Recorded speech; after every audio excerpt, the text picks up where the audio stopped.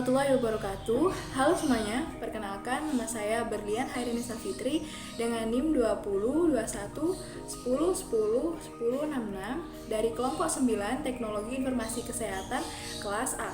Di sini saya akan menjelaskan tentang epidemiologi dan juga diagnosis HIV/AIDS. Sebelumnya, HIV atau Human Immunodeficiency Virus adalah sebuah virus yang menyerang sel darah putih yang bertugas dalam sistem kekebalan tubuh manusia. Sedangkan AIDS atau Acquired Immunodeficiency Syndrome adalah gejala yang tumbuh setelah seseorang terdeteksi terinfeksi HIV. Sudahkah kalian semua tahu tentang epidemiologi HIV/AIDS? Infeksi HIV/AIDS sudah tersebar di seluruh dunia. Lebih dari 35 juta kasus HIV/AIDS ditemukan di dunia. Nah, dari data tersebut terlihat bahwa sebesar 25,7 populasi di Afrika merupakan populasi tertinggi di dunia yang terkontaminasi oleh HIV. Nah, dilanjutkan dengan Asia Tenggara sebesar 3,8 dan juga Amerika sebesar 3,5. Tingginya populasi terinfeksi HIV di Asia Tenggara mengharuskan pemerintah atau mengharuskan Indonesia untuk lebih waspada terhadap penyebaran virus ini. Distribusi virus ini ada pada pekerja seks, lalu ada pada LSL atau lelaki seks lelaki yaitu homoseksual, lalu wanita transgender dan juga pengguna narkoba suntik. Lalu ada lagi distribusi populasi lainnya. Di Indonesia, kasus HIV/AIDS cenderung fluktuatif, tetapi terus naik dari tahun ke tahun. Dari data Dirjen P2P terlihat bahwa pada tahun 2019 terdapat jumlah kasus tertinggi di Indonesia dalam kurun waktu 10 tahun terakhir, yaitu sebesar 50.282.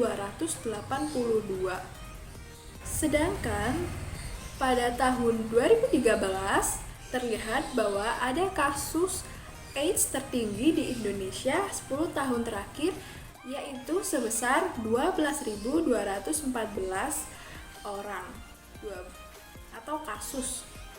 Dari data tersebut, pada tahun 2019 terdapat 5 provinsi dengan jumlah kasus HIV/AIDS tertinggi, yaitu ada Jawa Timur, DKI Jakarta, Jawa Barat, Jawa Tengah, dan juga Papua.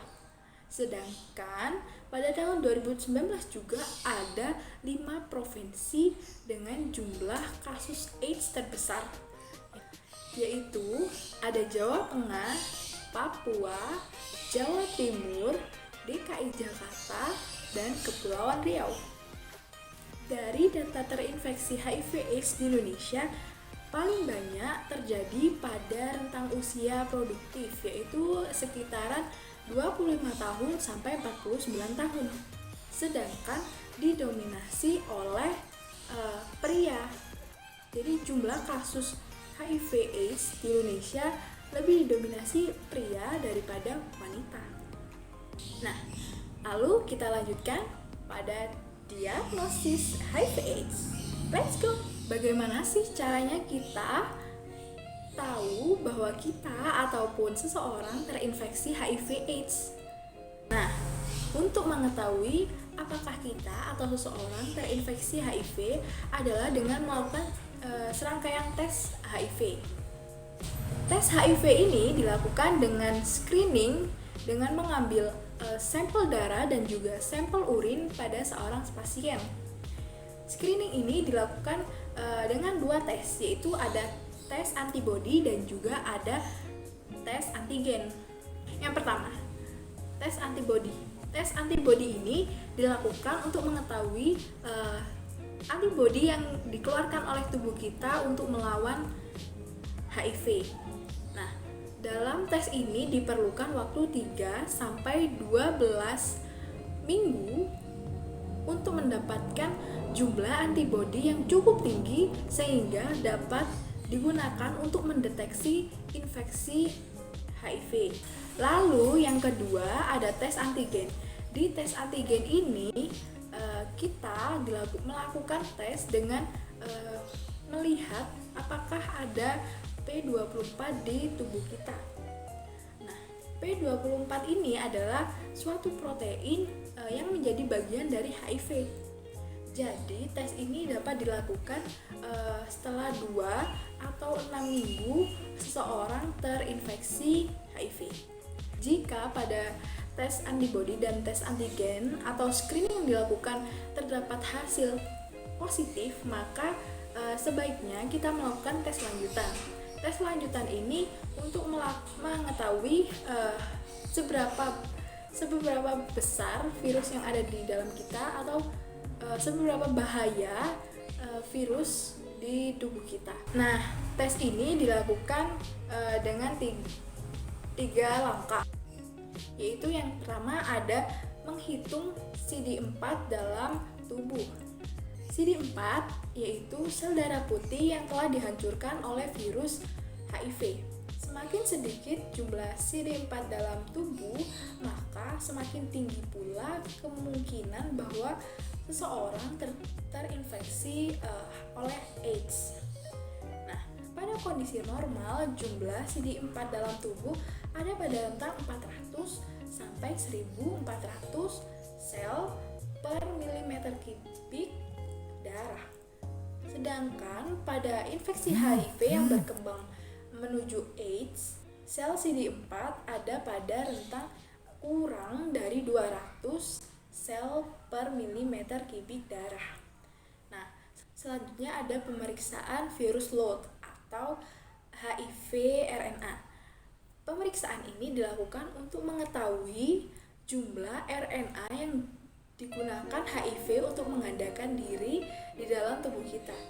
Jika ditemukan jumlah RNA lebih dari 100.000 kopi per milimeter kubik darah, maka itu menandakan bahwa terdapat virus HIV baru di dalam tubuh kita yang belum tertangani.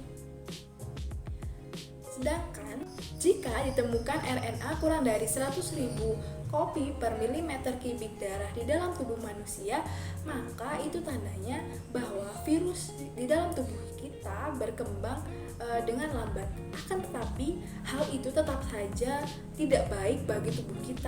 Hal itu tetap menandakan bahwa adanya perkembangan virus HIV di dalam tubuh kita secara perlahan yang menyerang sistem kekebalan tubuh manusia.